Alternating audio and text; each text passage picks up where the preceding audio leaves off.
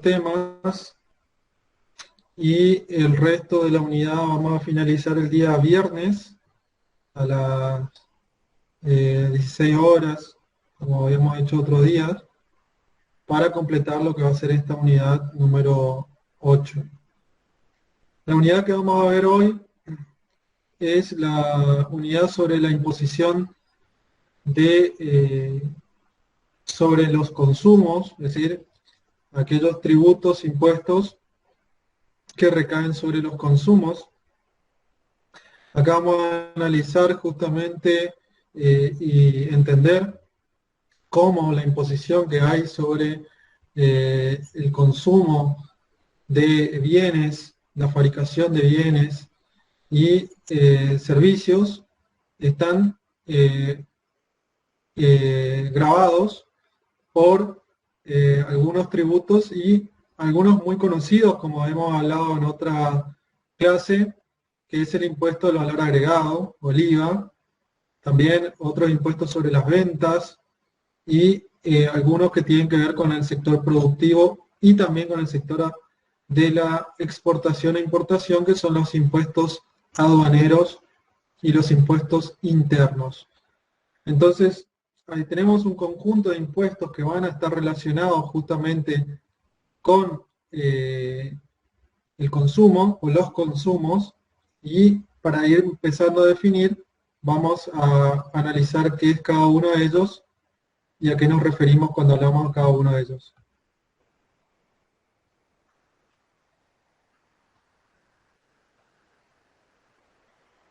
Bien, entonces hablábamos que lo que vamos a ver hoy es la imposición sobre los consumos.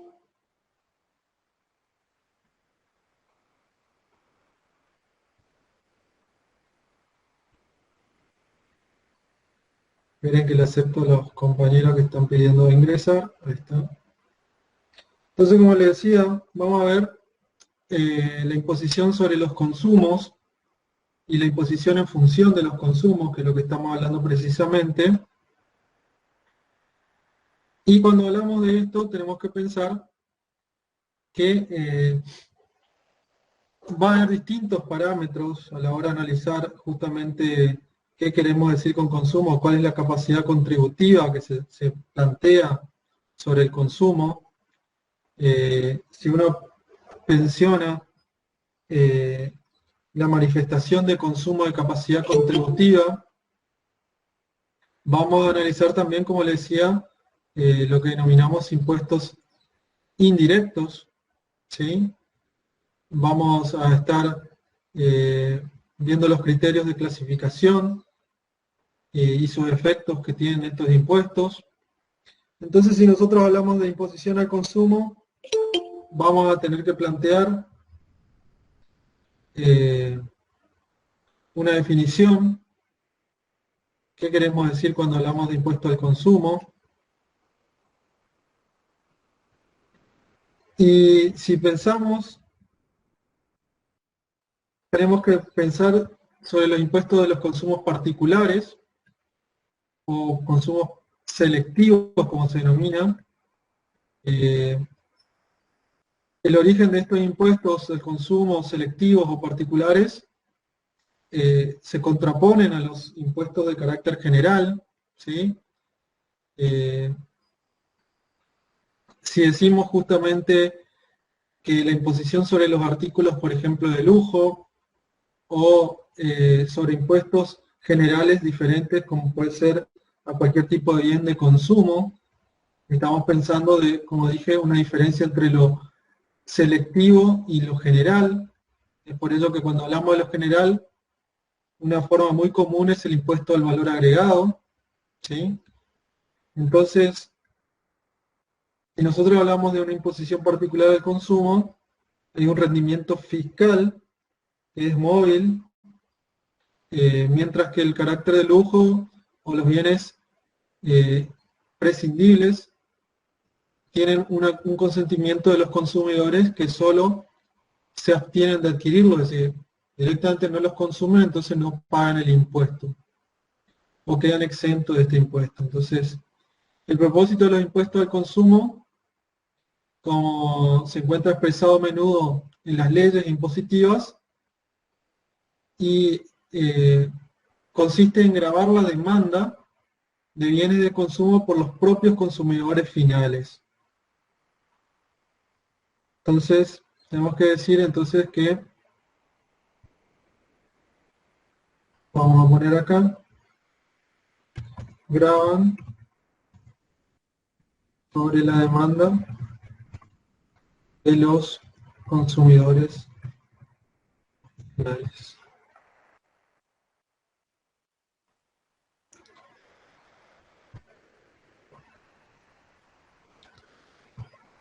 Ahora bien, ese lo encontramos como propósito. También podemos ver que el legislador, cuando hace un impuesto, en este caso sobre los consumos que estamos mencionando, puede crear un impuesto a la producción o a la fabricación de artículos seleccionados. Lo hace con la premisa implícita que los contribuyentes percutidos, es decir, trasladen el impuesto hasta incidir sobre los consumidores. Es decir, estos impuestos que están incluidos dentro de los bienes de fabricación van a terminar siendo trasladados hasta el último eslabón de la cadena, que son los consumidores finales. Entonces, el consumidor es el que absorbe toda la carga impositiva, ya que no puede trasladarlo a nadie más. Eso es uno de los problemas que tiene estos tipos de impuestos, que después los consideran impuestos de carácter regresivo, ya que lo terminan pagando aquellas personas en igualdad de condición de los que tienen menores recursos, de los que tienen mayores recursos o poder adquisitivo.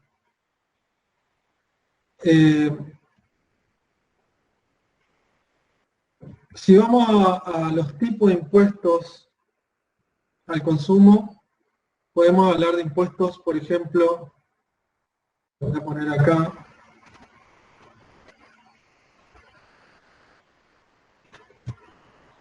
impuestos a la producción, por ejemplo,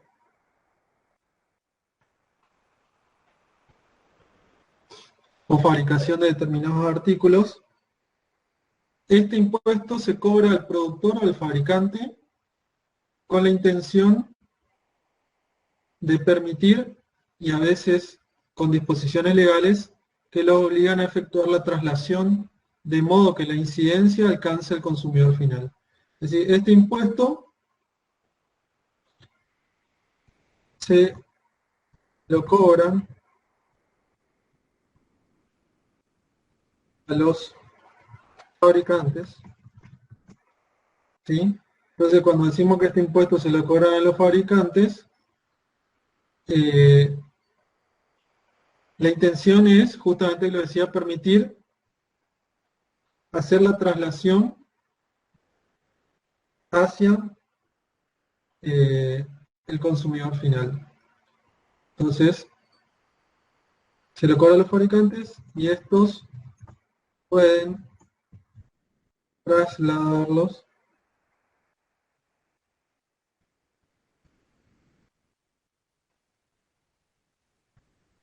a los consumidores finales. Bien.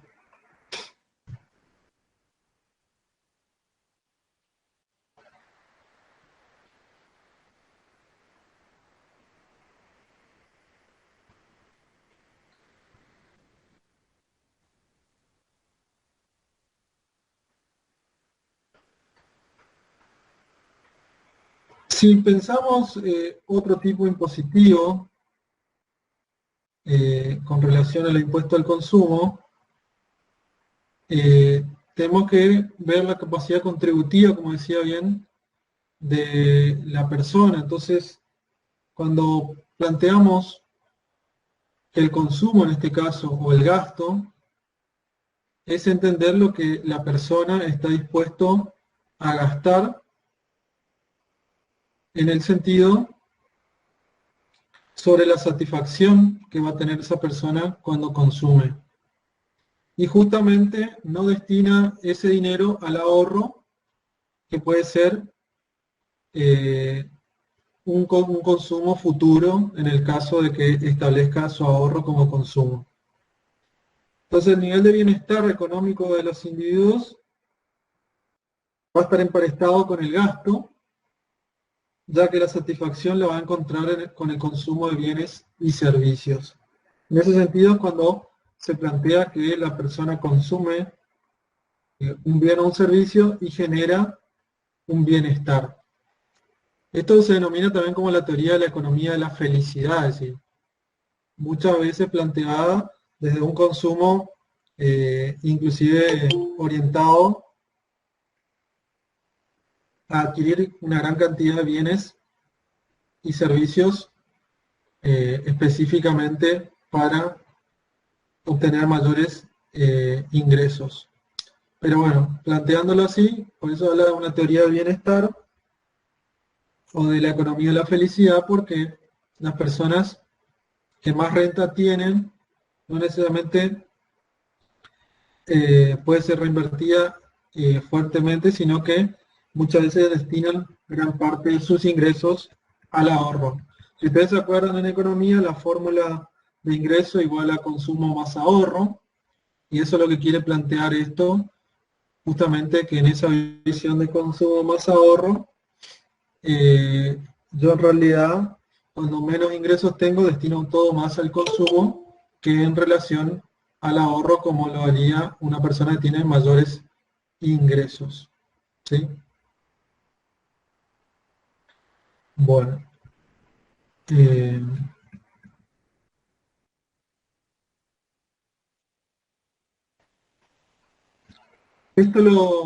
Un filósofo, Thomas Hobbes, decía justamente que los hombres deberían tributar sobre la riqueza que consumen y no sobre aquello con lo que contribuyen a la formación de la riqueza. Es decir, él hablaba justamente en relación a la igualdad en la aplicación de los impuestos, no va a depender de la igualdad de las riquezas, sino de la deuda que cada hombre tiene para con el Estado en el pago de la defensa de que éste le proporcione. Entonces, decía, yo tengo que tributar de acuerdo también a lo que el Estado me brinda como servicios, y él planteaba, ya lo habíamos analizado en las teorías, él planteaba que los servicios esenciales que debería brindar el Estado son pocos y que no debía intervenir tanto, y entre ellos era uno la defensa.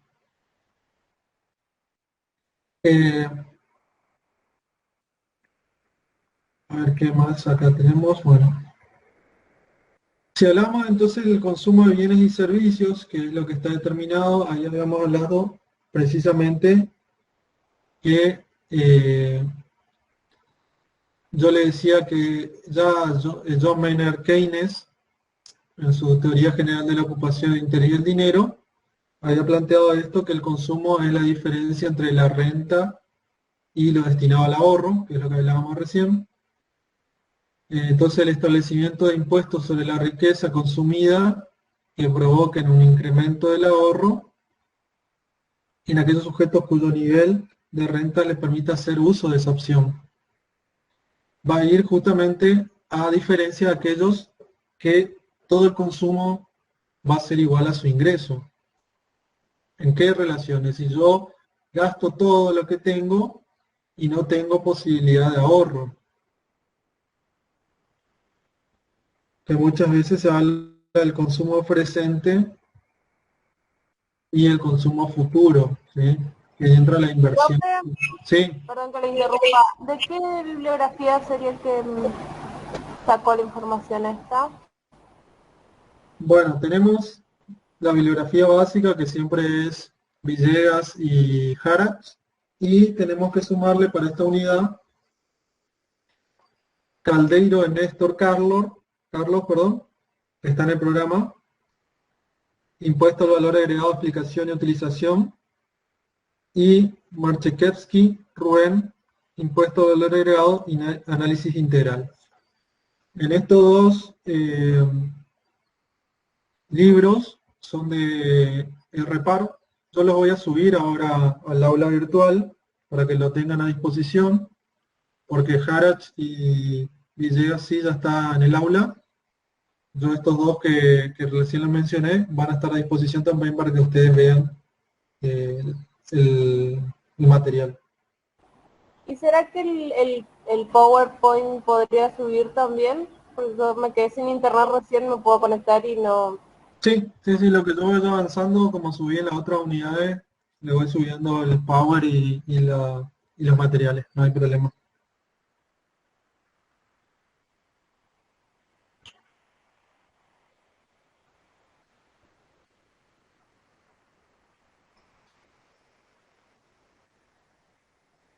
Bueno, entonces, lo que le venía diciendo, que cuando hablamos de impuestos sobre los consumos, teníamos que plantear esto desde la visión económica también, que era justamente eh, la definición que decía Keynes sobre el ingreso igual al consumo más al ahorro, pero él planteaba que el consumo entonces va a ser la diferencia entre el ingreso y el ahorro.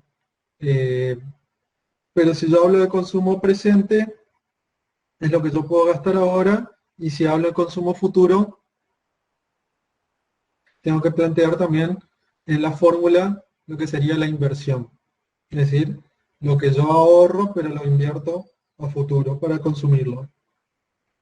Planteada esta situación, nosotros tenemos que entender entonces que el impuesto a los consumos no solamente se limita a lo que hablábamos recién, que puede ser definido con el impuesto al valor agregado, que es el más común y conocido, sino también con otros tipos de impuestos que están dentro de los impuestos a la producción, como les mencionaba recién, que era una de las definiciones que pusimos en la clasificación. Entonces, si nosotros hablamos de impuestos a la manifestación de consumo como capacidad contributiva, vamos a hablar de impuestos directos o de imposición directa e imposición indirecta. Hablar de imposición directa va a grabar justamente eh, una manifestación inmediata de capacidad contributiva y entrarían los impuestos sobre la renta consumida y el impuesto al gasto. Y si hablamos de imposición al consumo de forma indirecta, graba una manifestación mediata de capacidad contributiva, ¿sí? Está poniendo como la inmediatez o la mediatez del consumo en este sentido. Y ahí tenemos que pensar entonces que va a haber una definición distinta cuando queremos plantear entonces la diferencia entre lo directo y lo indirecto.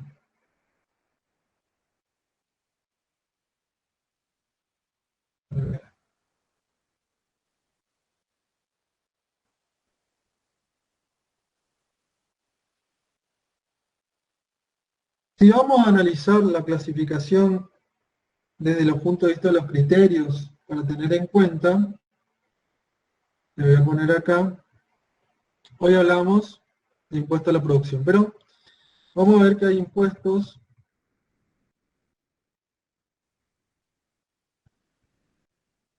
criterios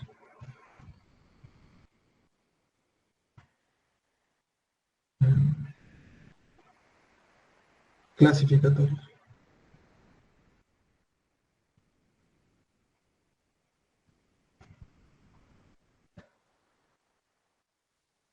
Dentro de criterios clasificatorios, vamos a ver que, por ejemplo,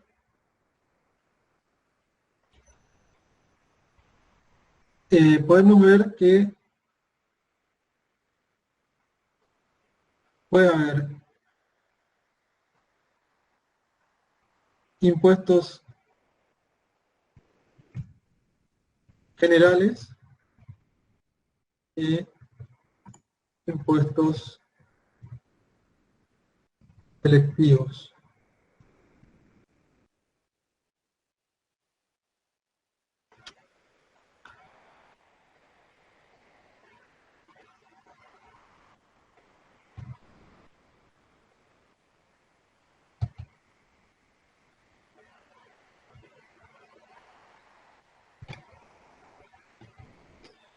También vamos a encontrar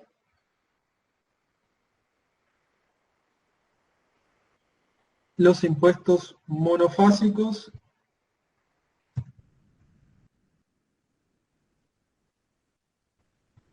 y los impuestos y los plurifásicos.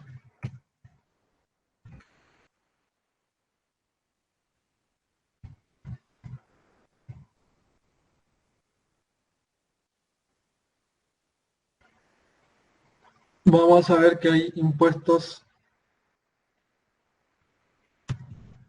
acumulativos y no acumulativos.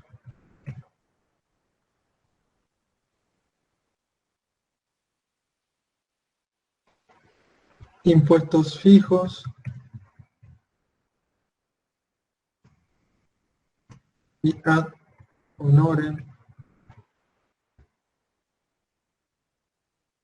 Ad valorem, perdón. Ad valorem.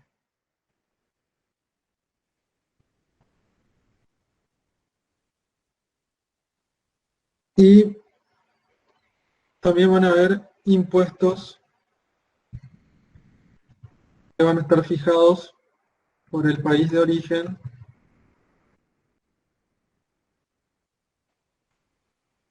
y por el país destino. Y acá tiene que ver con los impuestos que les decía que son los impuestos aduaneros, es decir, ya entran otros impuestos que tienen que ver con el comercio exterior, donde generalmente entran los impuestos a las importaciones y exportaciones. Bueno, estos son criterios principalmente para los impuestos indirectos, ¿sí? Porque nosotros decíamos hoy que puede haber impuestos de carácter directo o indirecto. Y cuando hablamos principalmente de los indirectos, podemos entender estas distintas clasificaciones. Entonces, principalmente, los impuestos indirectos van a gravar en los consumos, como decíamos bien, como en su primera clasificación, tanto generales o específicos o selectivos. Cuando hablamos de impuestos generales al consumo, se va a caracterizar por gravar volúmenes globales de operaciones de bienes y servicios, es decir, que van a tener una base amplia. Principalmente estos tipos de impuestos tienen una finalidad recaudatoria. En cambio, los impuestos selectivos o específicos recaen sobre determinados consumos de bienes y servicios, de modo que su base es restringida. La experiencia suele indicar que son instrumentados mediante listados o rubro de bienes y servicios alcanzados, por lo que suele existir franquicia en este tipo y solamente están excluidos del objeto. Es decir, no es que no tienen tampoco una finalidad recaudatoria este tipo de impuestos, pero muchas veces responde a finalidades extrafiscales. Por ejemplo, cuando queremos disminuir la demanda de ciertos bienes prescindibles o nocivos para la sociedad, atenuar los efectos regresivos que caracterizan los impuestos generales a los consumos al establecerse sobre determinados bienes que denoten una capacidad contributiva superior, objetos suntuarios o suntuosos. ¿Qué quiere decir esto? Cuando son selectivos estos impuestos, como decíamos bien, un impuesto interno, por ejemplo, el tabaco, que es lo que dice cuando yo quiero reducir su consumo o desalentar el consumo, un impuesto, por ejemplo, a las bebidas alcohólicas, o en el caso de unos impuestos de bienes de lujo, que justamente lo que yo trato es también de que como son bienes superfluos, tengan algún tipo de capacidad recaudativa para mejorar la vida, en algunos casos, de las personas que van a adquirir esos bienes y tengan mejor distribución a la hora. Con respecto a los otros tipos de impuestos que estamos viendo, recién le decía los impuestos, viendo acá, generales y los selectivos. Vamos a los monofásicos y plurifásicos. Estos impuestos monofásicos y plurifásicos, cuando tenemos en cuenta la cadena de circulación de la economía, es decir, donde se abarcan fases o etapas de la producción manufacturera, mayorista o minorista. Este impuesto monofásico recae sobre una sola de las distintas fases que tiene esta producción, mientras que un gravamen plurifásico va a tener incidencia en dos o más etapas de la industria manufacturera. Entonces, la imposición monofásica, por ejemplo, va a caer solamente en la etapa manufacturera, o en la etapa mayorista, o en la etapa minorista, depende de cómo esté diversificado, es decir, que en una sola de esas distintas etapas. En cambio, como decía bien, el ejemplo plurifásico va a caer sobre varias etapas. Entonces, cuando hablamos, por ejemplo, de la etapa manufacturera, la imposición en la etapa manufacturera, el impuesto va a estar principalmente sobre la fabricación y dejando fuera las operaciones generadas con posterioridad a las transferencias. Por ejemplo, este impuesto tiene una ventaja, un bajo costo administrativo de fiscalización, reducido número de contribuyentes en esta forma de imposición, por ejemplo. Ahora, a ver,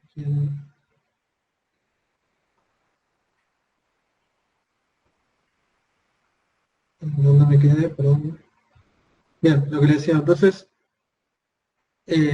puede tener también efectos perjudiciales, porque se considera que interfiere en la producción, al aumentar los requerimientos de capital de las empresas, y si se plantea que el impuesto forme parte constitutivo del importe de las compras de los bienes para la manufacturación.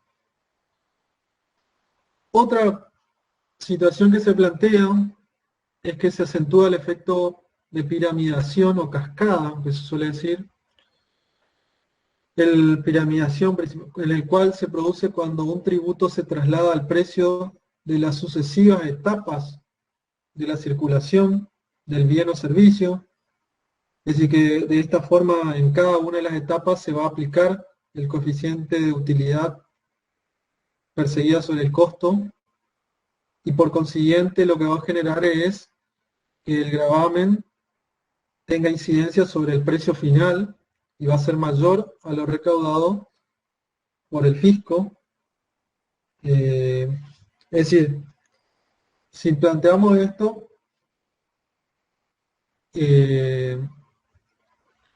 vamos a ver que va a generar una renta diferencial, ¿sí?, a favor de algunos contribuyentes, especialmente aquellos que tienen una integración vertical, y va a perjudicar a quienes, nuevamente a los consumidores, quienes van a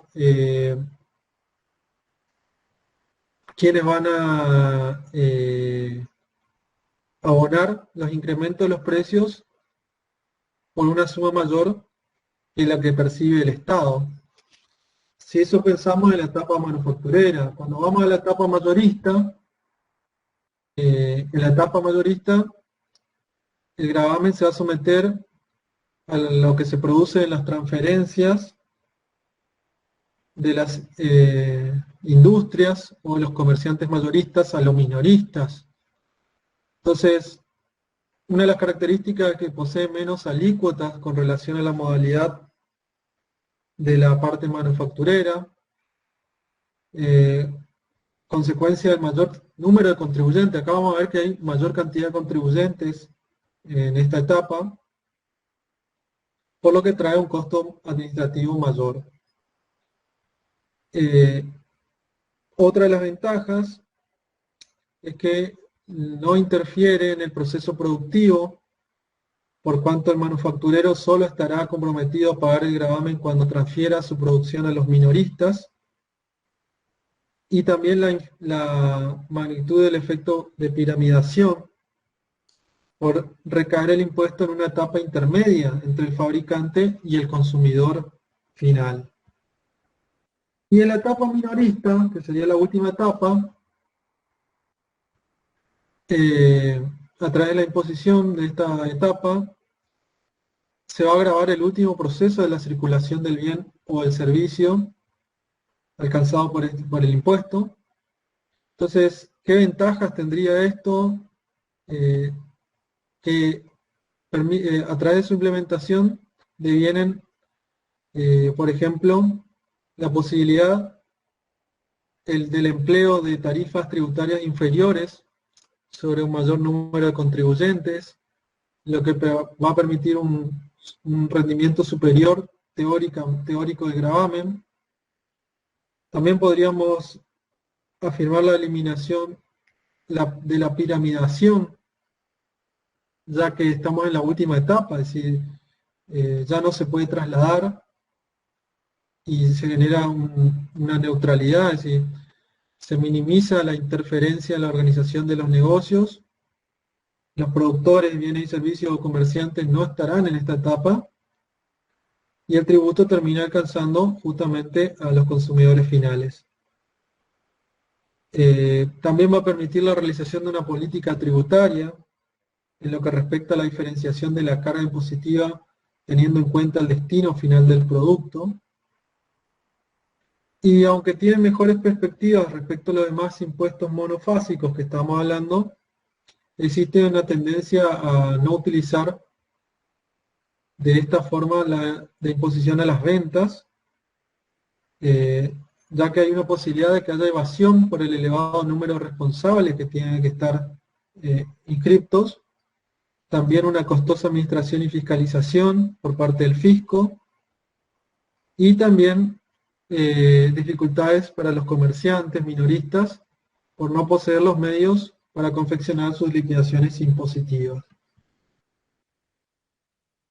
Cuando hablamos de los siguientes tipos de impuestos que son acumulativos y no acumulativos, tenemos que pensar que la forma plurifásica de tributación es acumulativa, es decir, cuando el objeto de ella es el valor total que va a adquirir el producto en las distintas etapas de la circulación. Entonces, vamos a distinguir que hay una modalidad de alto rendimiento, ahí va a haber una sencilla liquidación y va a haber una ampliación de la base. Es decir, disculpen un segundito.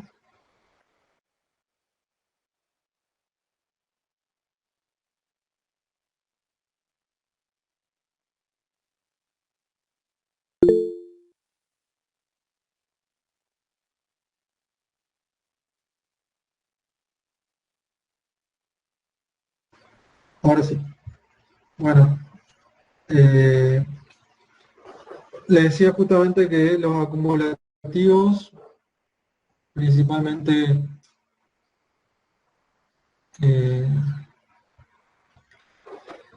tiene esta modalidad de más rendimiento, una sencilla liquidación, tiene una amplia base de imposición, las alícuotas proporcionalmente son bajas. Profe, no se ve el power, ¿eh? No sé, perdón. Todo oscuro. ¿Ahí se ve? Sí, ahí se ve. No, perdón.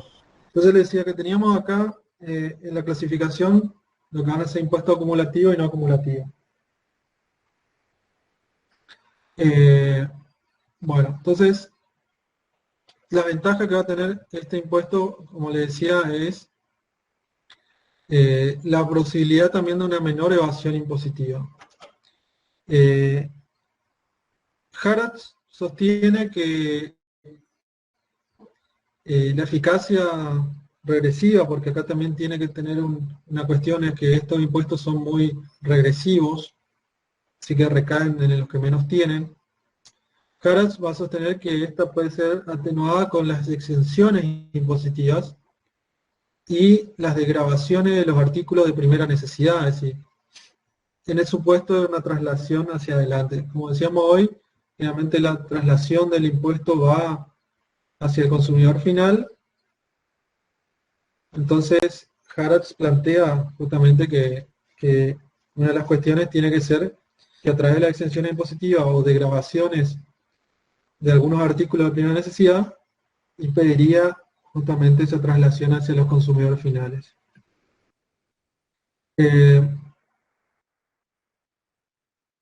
Cuando hablamos entonces de esto, tenemos que pensar que la modalidad tributaria va a influenciar de forma negativa en la organización de los negocios, ya que los contribuyentes van a tratar de integrarse verticalmente para minimizar la incidencia del impuesto. Es decir, lo que decíamos hoy, cuando hacemos ese efecto de piramidación, es lo que ellos tratan mayormente de trasladar hacia el consumidor final, que es el que tiene la carga impositiva final.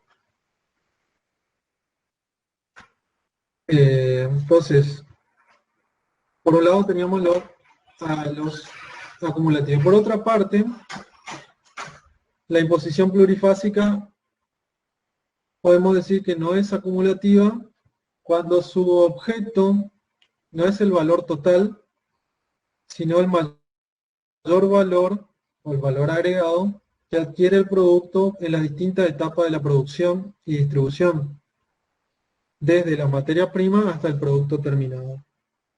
Entonces, la modalidad plurifásica no acumulativa más común que la legislación comparada posee es el impuesto al valor agregado, que presenta justamente la particularidad de incidir una sola vez en el precio final de los bienes y servicios. Es decir, cuando se paga el impuesto, recién en la última etapa, en el precio final de los bienes y servicios establecidos.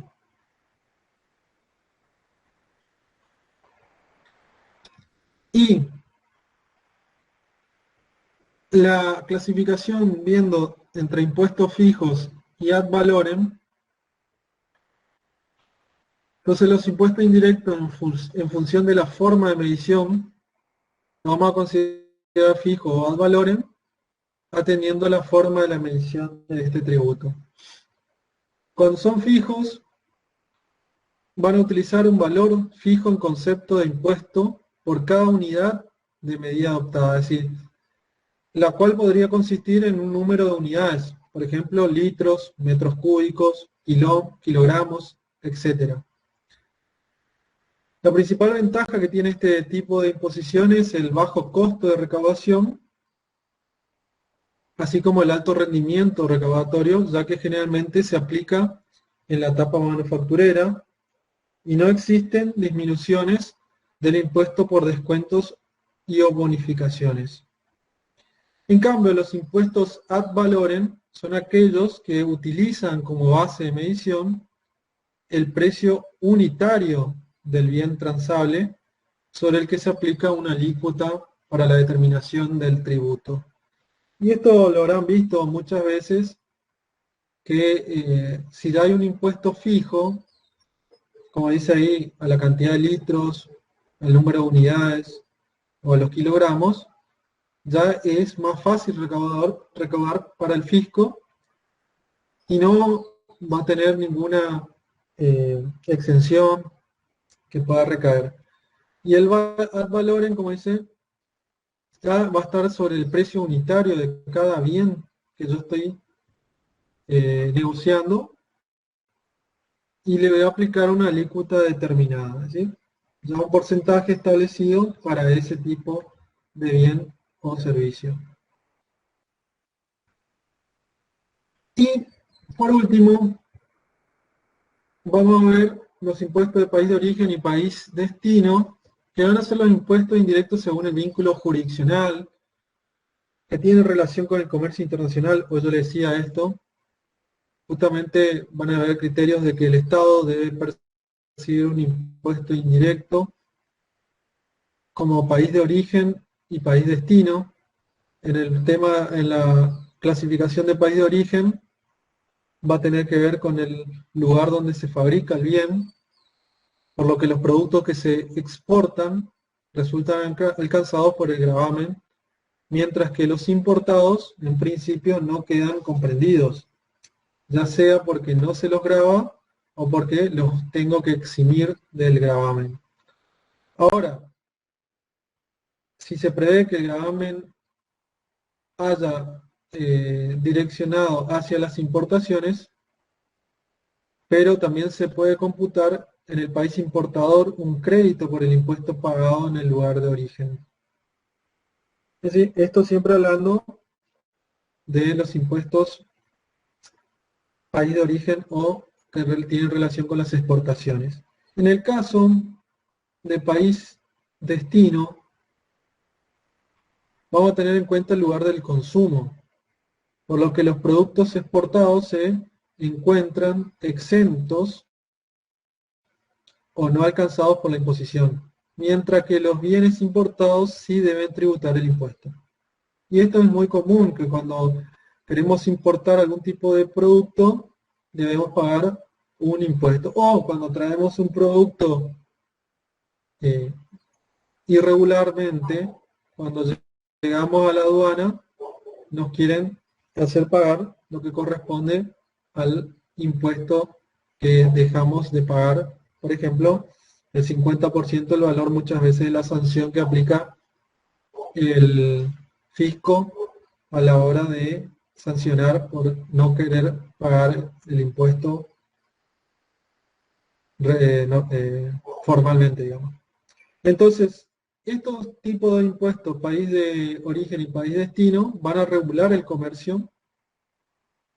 La mayoría de las legislaciones han adaptado el país destino, pues coloca en un trato igualitario los bienes importados y los bienes nacionales, sin discriminación alguna.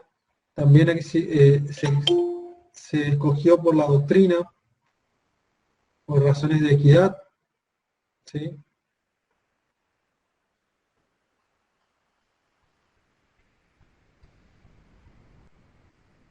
Perdón. Como le decía, por razones de equidad, eh, se supone que el sujeto que va a residir en el estado donde consume, y dicho estado ha de ser quien le brinde bienes y servicios, por lo cual debe ser recibido eh, los impuestos. ¿Qué quiere decir esto que estamos hablando recién? Justamente yo pongo impuestos a la importación para proteger la industria nacional. Bueno, vamos a ver entonces qué efectos pueden generar los impuestos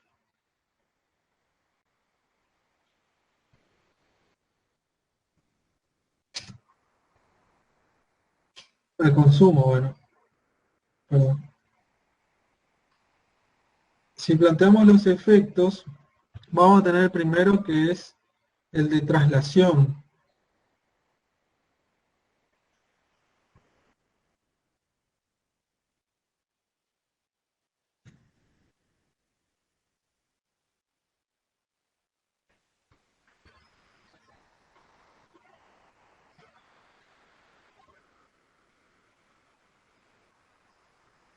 Cuando hablamos de la traslación, eh, decíamos hoy que justamente en esta visión plurifásica de los impuestos indirectos sobre el consumo, se pueden trasladar, y el sujeto pasivo del tributo no coincide con la persona del consumidor. Es decir, muchas veces eh, el que estaba eh, encuadrado dentro de lo que es el hecho imponible del gravamen, no coincide con el consumidor, es decir, porque nosotros decíamos hoy el IVA, cuando hablamos del IVA lo termina pagando el consumidor final, pero en realidad el que estaba sujeto a la declaración jurada lo trasladó hacia el consumidor. Entonces, no es frecuente distinguir una equivalencia entre el titular de la capacidad contributiva, evidenciada a través del consumo, y la persona sometida al poder tributario del Estado. ¿Quién declara IVA? Bueno, no lo declara el consumidor final, sino que lo declara el comerciante o el minorista, como hoy hablamos en la cadena, en la etapa manufacturera, en la etapa mayorista, en la etapa... todas las etapas declaran o están sujetos a declarar el impuesto, pero no recae sobre ellos el impuesto, sino que termina cayendo en el consumidor final. Entonces se habla que existe una ficción legal de consumo cuando se legislan estos tributos. Entonces, si bien se grava la transacción realizada por el contribuyente, el verdadero consumo se produce cuando el consumidor final adquiere el bien o la prestación del servicio sujeto a impuesto. Entonces, va a haber un rol preponderante en el fenómeno de la traslación, que si bien va a ser ajeno a la relación jurídica tributaria entre la obligación tributaria que representa un hecho económico concreto que el legislador consideró como premisa al imponer las contribuciones, ¿sí? Como decía hoy, el que estaba sujeto al gravamen en realidad no es el que paga el tributo. Entonces, la traslación del gravamen hacia adelante resulta de la intención del legislador algunas veces, pero esto no siempre es así, pues el concepto que se quiere buscar es la existencia de determinados elementos, por ejemplo, tipo y monto del gravamen, la universalidad del campo de la imposición, la uniformidad de la alícuota. Es decir, tratamos de que se haga de forma generalizada, pero termina perjudicando, si se quiere, al contribuyente final, al consumidor final. Entonces, la traslación de los impuestos, según la doctrina, lo que se denomina la traslación hacia adelante, tiene por lo general más probabilidad de ser completa a largo plazo que de inmediato a la introducción del impuesto, porque yo le decía hoy, el impuesto recayó en realidad sobre la industria manufacturera, pero en el corto plazo, hasta que llegue al consumidor final, la traslación lleva tiempo. Entonces, en el corto plazo el traslado posiblemente será considerable, pero como dije, en el no inmediato. Entonces, hay algunas excepciones en los casos, por ejemplo, de los monopolios o oligopolios, que maximizan sus utilidades y una porción del tributo será absorbida por el excedente de las utilidades, y en el supuesto de las empresas que no puedan trasladar el impuesto a corto plazo debido a condiciones de la demanda que imposibilitan el incremento de los precios. Esto es lo que estamos hablando que tiene que ver con el efecto de traslación. Otro efecto que podemos considerar es el efecto en la economía. Entonces,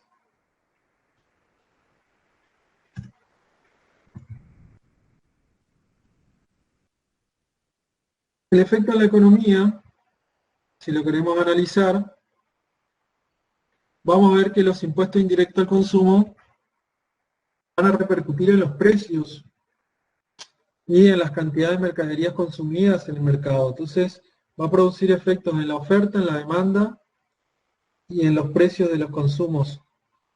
Entonces va a haber una incidencia en la distribución de productos de las distintas actividades económicas. Uno de los efectos puede ser la organización de los negocios. Si uno plantea la organización de los negocios, cuando imponemos o se impone un impuesto indirecto al consumo, la neutralidad pretendida es decir, la no interferencia del gravamen en las condiciones del mercado, difiere según sea la modalidad optada por lo que planteó el legislador. Entonces, para evitar esta alternación en la organización de los negocios, ha sido reiteradamente preconizada una imposición orientada hacia gravámenes no acumulativos, es decir, tratar de que los gravámenes no sean acumulativos, que se observan en los tributos plurifásicos acumulativos que hoy los mencionamos, y además los resultados negativos sobre las estructuras de mercado, es decir, las enormes dificultades que tienen la incidencia definitiva del impuesto sobre el precio final pagado por el consumidor. Es decir, esto que hoy hablamos, cuanto más piramidación hay, suele generar mayor situación problemática en la organización de los negocios. Otro de los efectos en la economía puede ser la inflación. Y acá, cuando muchas veces se quiere reducir la demanda global, el impuesto indirecto puede utilizarse como una medida antiinflacionaria, aunque la elasticidad, con menor elasticidad que los impuestos sobre la renta. Ahí estamos hablando de otro impuesto fundamental que es para la Argentina, como ser el impuesto a las ganancias y el impuesto al valor agregado. Entonces, cuando los ingresos bajan, el consumo disminuye con menor rapidez. Es decir, si bien uno podría decir que podría mitigarse la demanda de bienes y consumos al incrementarse los precios, debido a la aplicación del tributo, este efecto puede verse anulado por las razones que pueden establecerse posteriormente a ese impuesto. Entonces, el impuesto al trasladarse a los precios interviene en el mercado y hace una influencia sobre los procesos de oferta y demanda. Entonces, afecta el esquema de formación de costos y de precios, lo que va a generar demandas de incrementos salariales, por ejemplo, que contribuirán a hacer justamente lo que siempre se genera. Cuando piden más aumento salarial, esto genera que suban los precios, y los sube de precio aumenta la recaudación impositiva. Entonces, va a generar una traslación acumulativa, la cual se vería agudizada en determinadas modalidades tributarias. Es decir, podría generar, como decía, un efecto inflacionario en este círculo que le mencionaba recién, de mayores salarios, mayores aumento de precios y menor recaudación impositiva. Otro efecto en la economía son los mayores ingresos, es decir,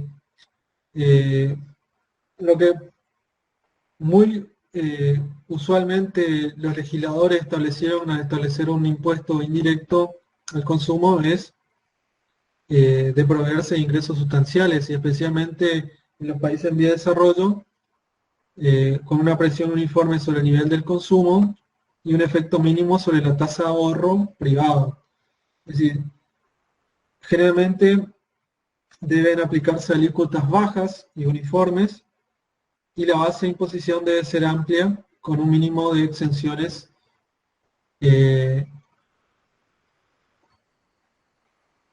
principalmente exenciones para que no dejen de tributar. Es decir, que no se busca usualmente recaudar más por este tipo de impuestos, pero a la larga se vuelve uno de los impuestos de mayor recaudación, como lo mencioné. Otro efecto de la economía es el ajuste al consumo de la población, es decir, cómo se regula el consumo de la población. Entonces, ajustar el consumo de la población mediante tratar de introducir conceptos de equidad horizontal y vertical, podría regularse el nivel de consumo a través de impuestos generales y la estructura de impuestos selectivos o específicos. Es decir, hoy hablamos de impuestos generales e impuestos específicos o selectivos. Entonces, para poder hacer un impuesto general, debemos tener en cuenta la magnitud del consumo, que va a estar determinado por el nivel del ingreso personal disponible. Es decir, cuánto realmente las personas tienen para gastar, la propensión media al consumo, otro indicador también que me muestra cuánto las personas están dispuestas a consumir, y el nivel general de precios. ¿Sí?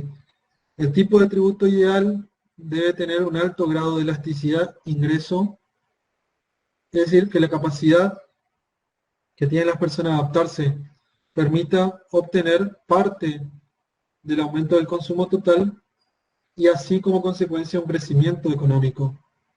Entonces, si vamos a esto, tenemos una modalidad de ad valorem, creo que también lo definíamos, que graba sobre las cantidades unitarias.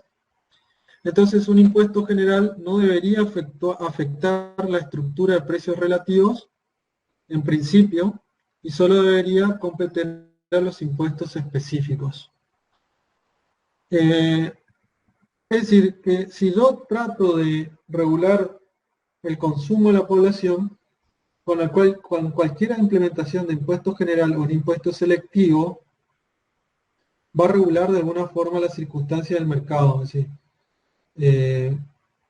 va a tener que el sector público recurrir a impuestos selectivos con el objeto de mejorar la asignación de los recursos económicos y regular los volúmenes de consumo en determinados bienes y servicios. Y acá hablamos que impuestos selectivos podrían estar destinados a lo que decíamos hoy, algunos bienes de lujo, o inclusive, como decíamos ahí, a desalentar el consumo de algún tipo de bien, por ejemplo, al tabaco, el alcohol. Bueno, entonces, también puede generar el efecto reemplazo, donde yo sustituyo un bien por otro. Y el último, las políticas de integración, si queremos analizar como un efecto también que va a tener, entonces yo le decía acá, el efecto de la economía.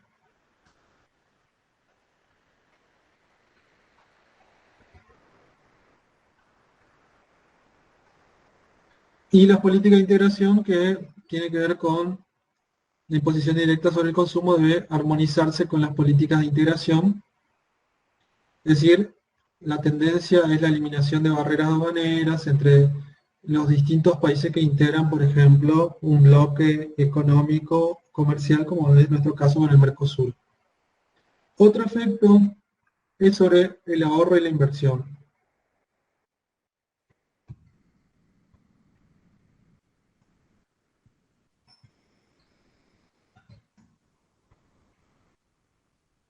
Cuando hablamos el efecto sobre el ahorro y la inversión, los impuestos relacionados al consumo participan del efecto sustitución, es decir, al alentarse el ahorro en determinados consumos o en determinado, alentamos el ahorro pero dejamos de consumir.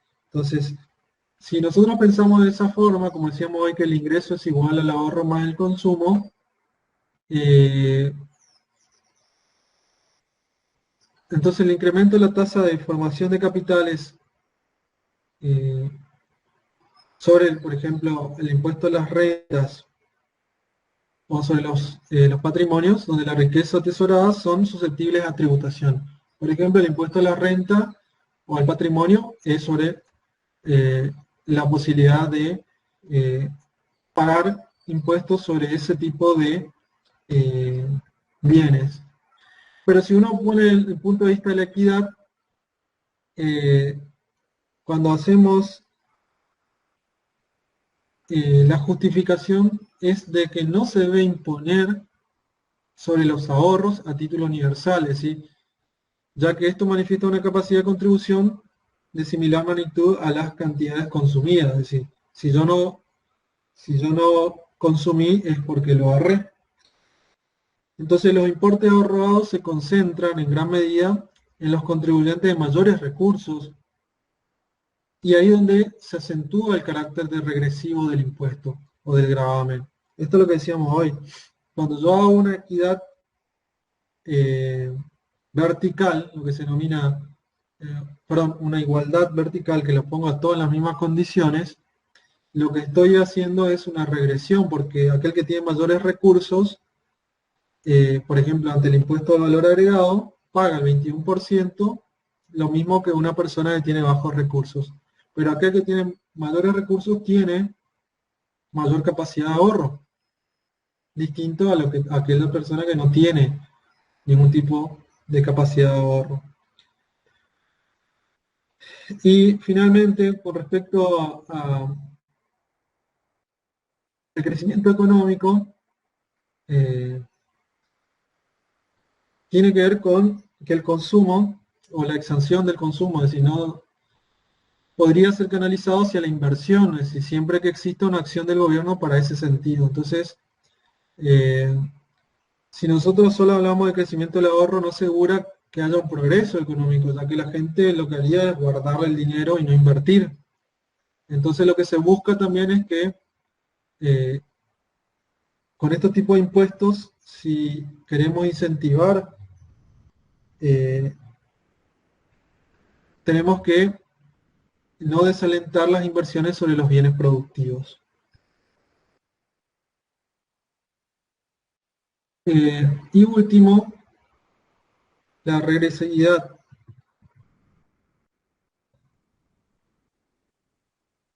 Cuando hablamos de la regresividad, los impuestos indirectos van a incidir en forma proporcional a las erogaciones efectuadas. Es decir, en la medida que los contribuyentes acaudalados no gasten todo su ingreso, estarían soportando proporcionalmente una carga tributaria inferior que aquellos de menores recursos. Es lo que yo les decía hoy, aquel de menor recurso va a gastar todo lo que tiene de ingreso como consumo. En cambio, aquel que tiene mayores recursos seguramente destinará una parte al ahorro. Entonces, el peso del gravamen es superior para los de menores recursos, los cuales no obstante tributan menos en términos absolutos, pero contribuyen en mayor proporción relativa. Es decir, si el tributo solo gravara las ventas de las mercaderías y no la de los servicios, entonces discriminaría en función de las preferencias de los consumidores, lo cual probablemente sea más regresivo que un gravamen que alcanzara en forma general las ventas y los servicios, pues normalmente los sectores de mayores recursos económicamente consumen servicios en mayor proporción. Es decir, que si yo solamente dejara sobre venta de bienes, más todavía va a ser regresivo porque va a caer más sobre aquellas personas que tienen menores recursos, que son los que más bienes consumen.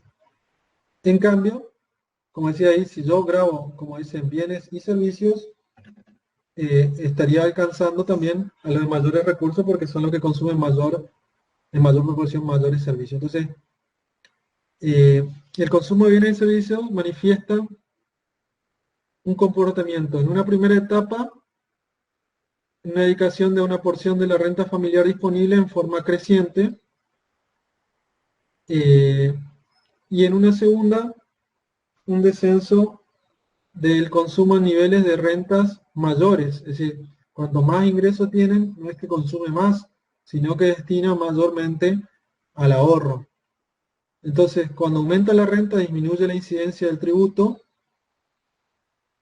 Esto es, se trata de un gravamen proporcional a las cantidades consumidas e inversamente proporcional a la renta del consumidor.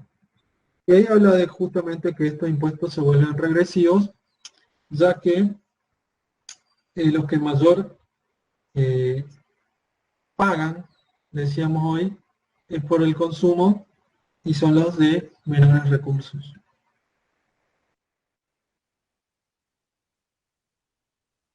Bien, vamos a definir una cosita más y hasta ahí vamos a llegar por hoy. Bueno, entonces estos eran los efectos. Ahora vamos a ver lo que es el impuesto al valor agregado.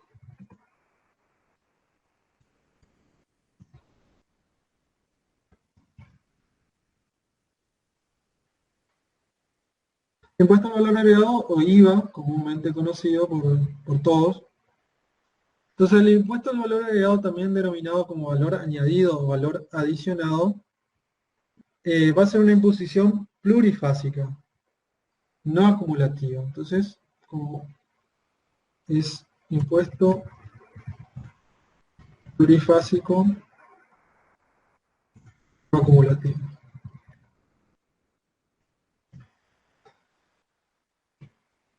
Eso como primera instancia. Entonces, por cuanto, bueno, el objeto no es el valor total, sino el mayor valor que adquiere el producto en las distintas etapas de la producción y distribución, de la materia prima hasta el producto terminado. Entonces, la particularidad que tiene este tributo es de incidir una sola vez en el precio final de los bienes y servicios y elimina el efecto de piramidación. Es salvo que existan etapas intermedias exentas o cuando aparezca, por ejemplo, algún monotributista en el medio, ¿sí? Porque también está en una situación en particular del impuesto. Entonces, cuando hablamos del impuesto al valor agregado, tenemos un método de adición. El método de adición consiste en determinar la base de medida sumando los distintos elementos que componen el valor agregado, la mano de obra, los gastos, la utilidad. Es descartado en la práctica debido a su complejidad y difícil administración. ¿Sí? Por su parte, el método de sustracción, entonces tenemos un método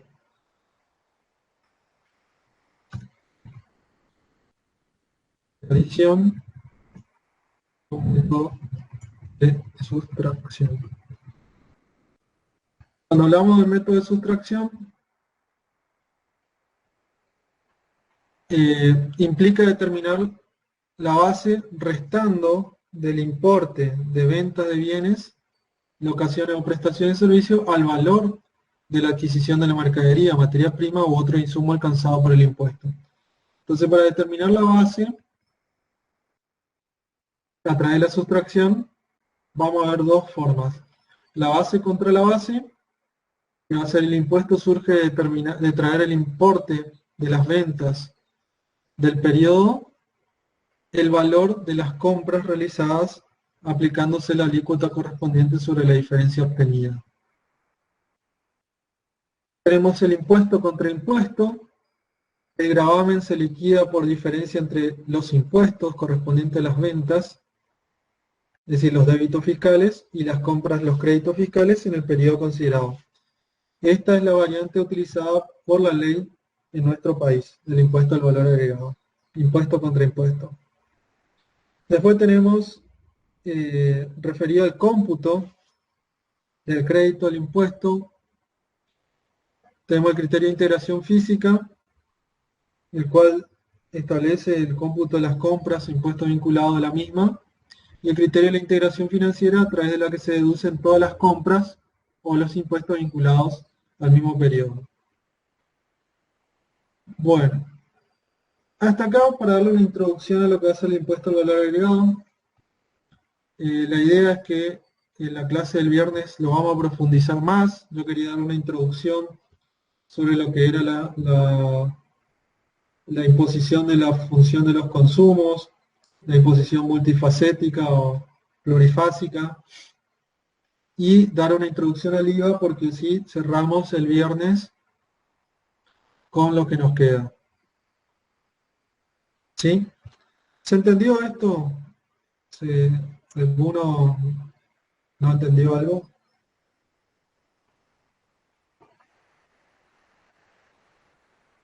Sí, sí, se entendió todo. Bueno. Pásenos el libro ahora. Sí, yo ahora lo voy a subir al aula. Los dos libros que le dije, le mencioné, de Caldeiro Ernesto y Marchekowski Rubén. Y bueno, ya lo tienen la bibliografía básica, le dije Harach y Villegas. Así que con eso estarían bien para hacer sus apuntes. También le voy a subir, bueno, el Power todavía no, porque el viernes lo voy a finalizar, así que va a estar el Power completo. Así tienen también para material de guía. Sí. Bueno, chicos, creo que hasta acá llegamos. Así que nos estaremos viendo el viernes nuevamente. ¿A qué hora el viernes? Yo creo que no sé si pueden a las 13, mejor para mí, perdón, a las 15 horas. Pero, 15, sí. bueno, 15 a 17 o 15 a Bueno, de 15 en adelante. Bueno, Perfecto, entonces le mando el link otra vez y así nos conectamos. listo. Chicos, Bueno, que tengan una buena tarde, nos estamos viendo. hasta luego. Saludos.